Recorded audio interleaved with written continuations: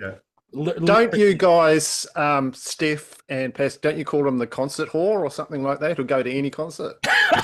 Sorry. Man, that went down the wrong hole. Oh, you ever try snorting Grand Marnier?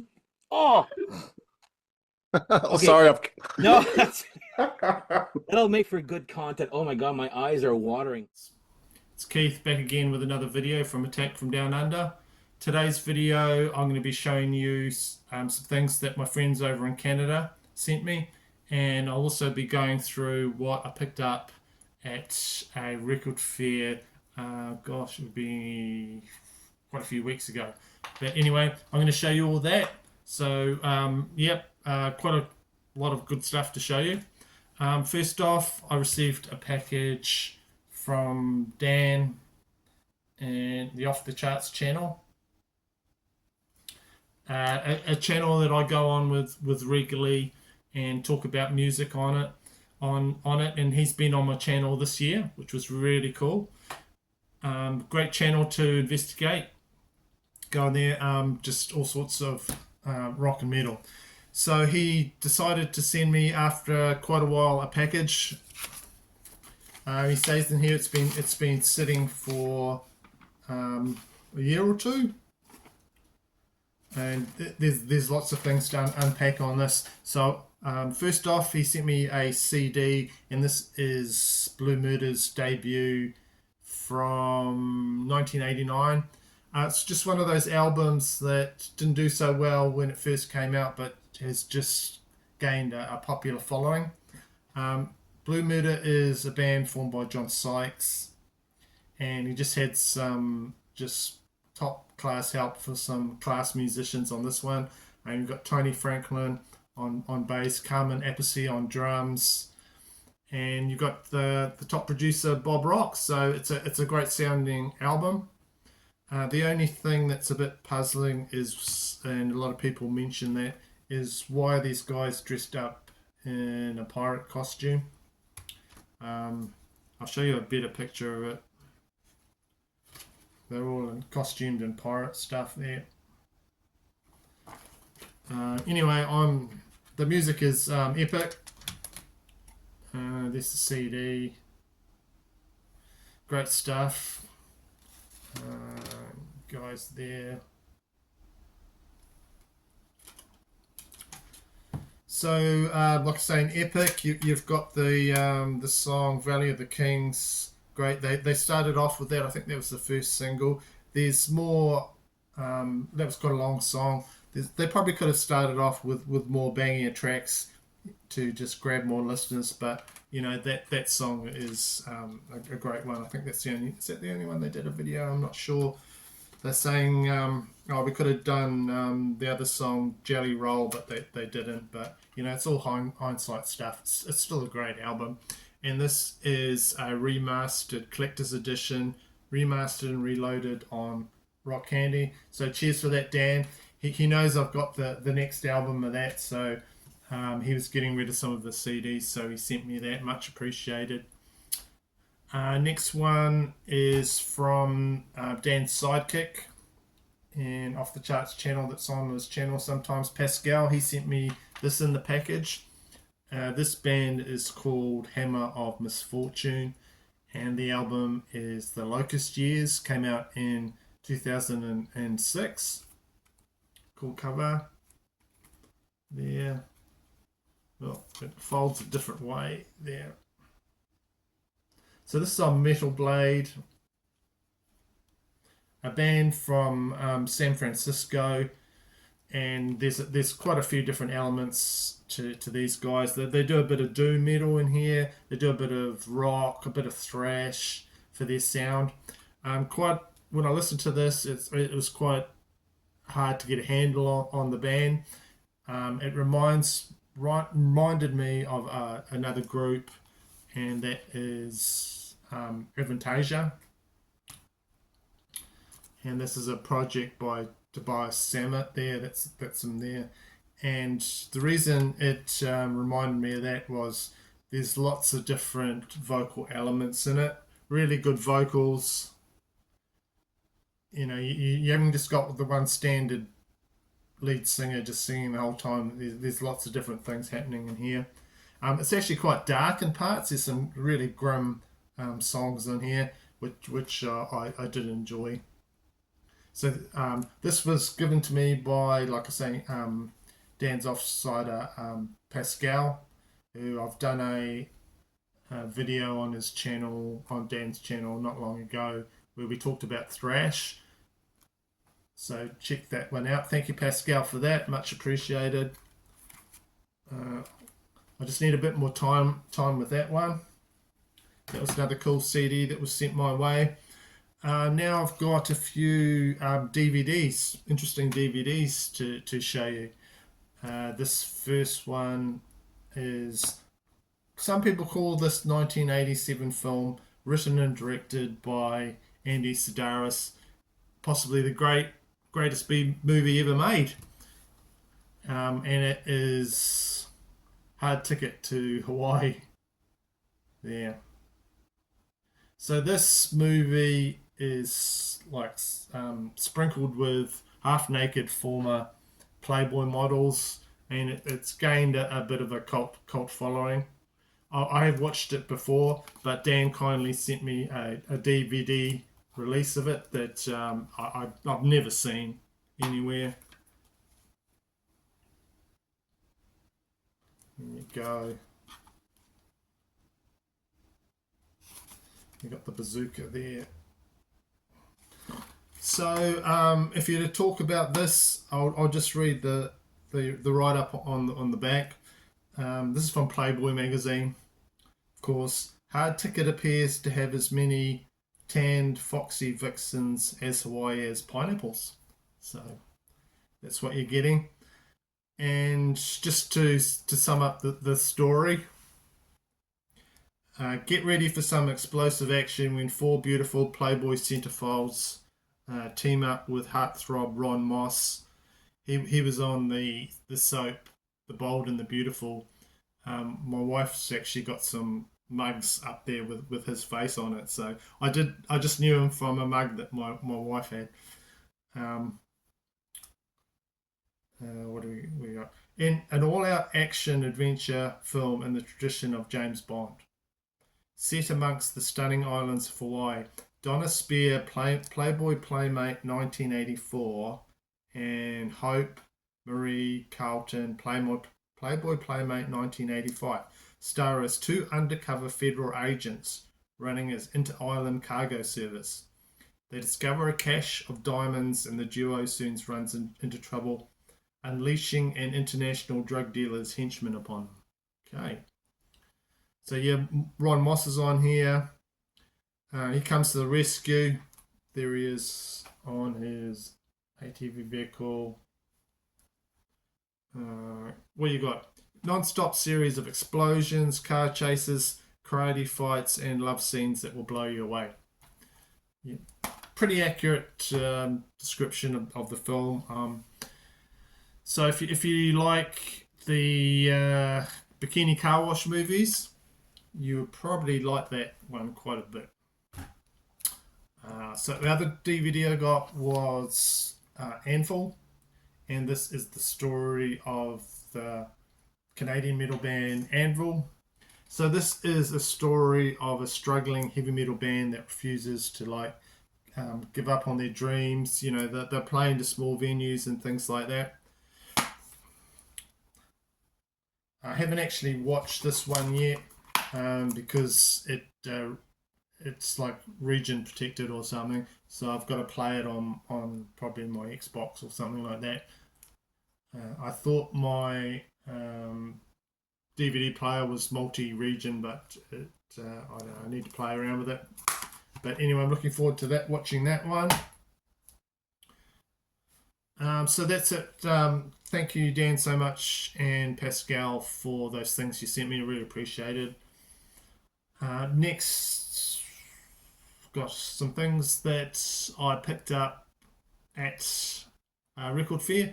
So this Record Fair is probably an hour out of town, hour and a bit out of town, and it starts about 11 o'clock in the morning, and then I go to it for a couple of hours, and then I've got enough time to go to it and then come back to my work in the afternoon. I think it was a Saturday, might have been a Saturday. So it's going back a few weeks now. But the first record I want to show you is one I was just about to leave. I had, I think, about 4 records, and I thought I'll just have one look at this guy over here I haven't looked at. And I managed to find a pretty rare record, out of print for years, and it was by a former drummer of Black Sabbath and Bill Ward. So he released this album in 1990, and it's called Ward 1 Along the Way. The amount of musicians famous and you know, otherwise is about as long as my arm. You know, there's just so many. It's quite staggering, and even including Ozzy Osbourne on this one. So it makes for a really fascinating listen. I'll just read you some. Jack Bruce, singer, he's on some of the tracks. Bob Daisley's on here. Who else have we got? Keith Lynch, Ozzy, of course. Eric Singer, Bill himself, Zach Wiles on this one. So this is quite a rare album to find. There's some that there was a next repress that's even rarer.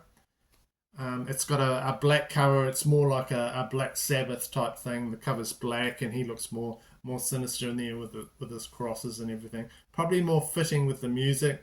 This album is nothing like this cover here. It's quite heavy. You've got Bill there, and you've got little Bill as a ringmaster, as a judge, as, I don't know, good guy in his underpants, as a sort of terrorist, as a priest. There we go. So I was really lucky to find this one. Bill Ward does lead vocals. He does drums, obviously, and piano, but not on all tracks. Yeah. So like I was saying, that other cover, that black cover that you can get of this, I've never seen it. It's probably the rarer one, because the actual record label went out of business. I'll show you the vinyl. The record label was called Chameleon for this one. I don't think I've got anything else on the record label.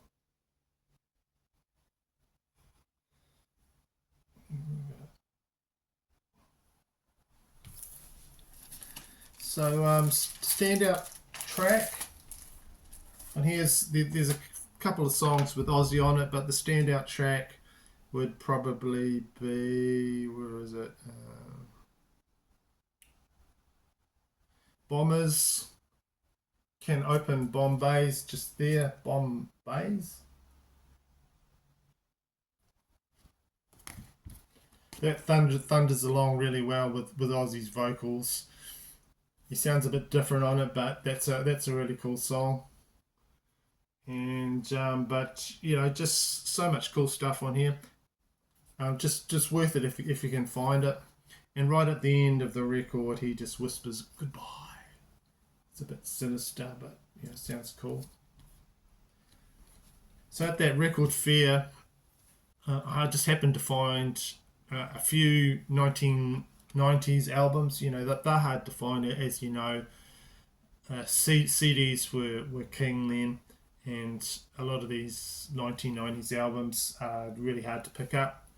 So another one from 1990 I got was Pretty Maids. I think I had seen these guys shown before, but I didn't have anything from them. This is Pretty Maids Jump the Gun.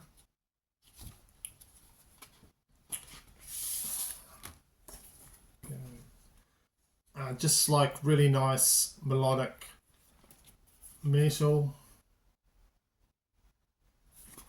Go there.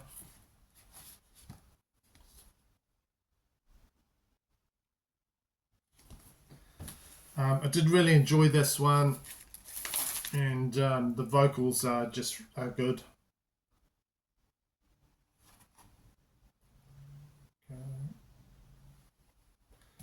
So that's the first album I've got from that band.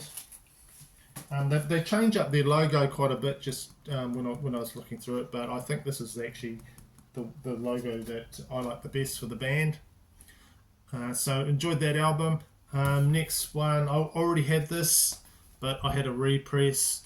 But just going through like this, like I was saying, these guys' 1990s albums, I was really surprised to find this in there. And it's the band by the German thrash band Destruction, Crack Brain. It's from 1990. So like I said, I had a repress of this. It was it Napalm or Nuclear Blast one on coloured vinyl. So once I got this is an OG. Once I got that, I passed it on to my friend Ezra. This is the original German copy.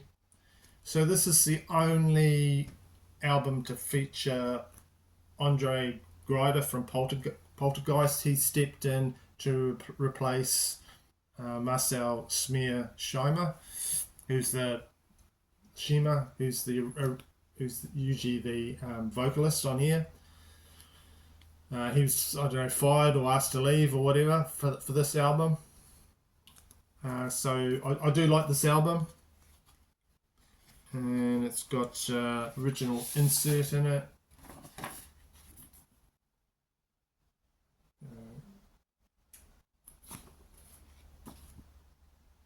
So different lineup just for this album. From the German thrash band Destruction. Band I really like. I really like that cover too. And I'll show you the vinyl. Really good condition. Not even sure it's been played much at all. So all those albums I got from the same seller. That Pretty Maids one and this next one I'm going to show you. This is Mama's Boys, Power and Passion. I did not know anything about this band very much, but I think I've seen it shown on other channels. So I think these are three guys in the band. There they are there. I've given this a listen. This is from 80 something. Have a look on the vinyl.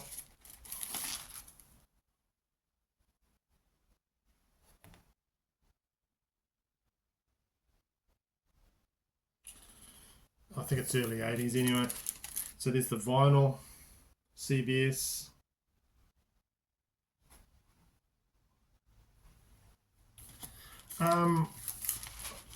It was okay. It didn't blow me away, this one. I might need to listen to it a bit more. It's pretty good. But yeah, what drew me in was obviously that great cover there. So yep, another good find at the record fair. I'm always looking for 80s metal or something like that. I usually walk away empty-handed, but I found a few things that time, so I was pretty happy with what I got. And lastly, as part of my soundtrack collection, I'm always on the lookout for original John Carpenter film soundtracks. And this one is one that's one of the easier ones to find. I found a copy of Big Trouble in Little China that I showed on my channel a while ago. And as soon as I saw this, I grabbed it. This is a soundtrack from another John Carpenter film. And this is the 1983 soundtrack to the film Christine. So it's a film that was from the Stephen King book that came out in the 80s. called Christine, a film about a car with a sort of a mind of its own and a dark history that basically possesses the owner. So quite an interesting soundtrack on here. You've got Little Richard. So the story is about like a 1950s Plymouth car, and so whenever he's in the car, it plays like music from that time. And so you've got, of course, Bad to the Bone by George Thorogood, which is not from that time, but you know, fitting for the movie. And you've got Buddy Holly, you've got Little Richard, Dion on the Belmonts. I Wonder Why. Little Richard, what's the song? Keep It Knocking. Buddy Holly, Not Fade Away. Thurston Harris. Donnie and the Juniors. Boney Maroney. So you've got a fitting soundtrack from there for this horror movie about basically a possessed car. So still on the lookout for more of those original John Carpenter soundtracks, but I was pleased to find that. And because a lot of the songs are older songs, I guess that's why it's on the Motown label. There we go. That's the last one. Hope you enjoyed that.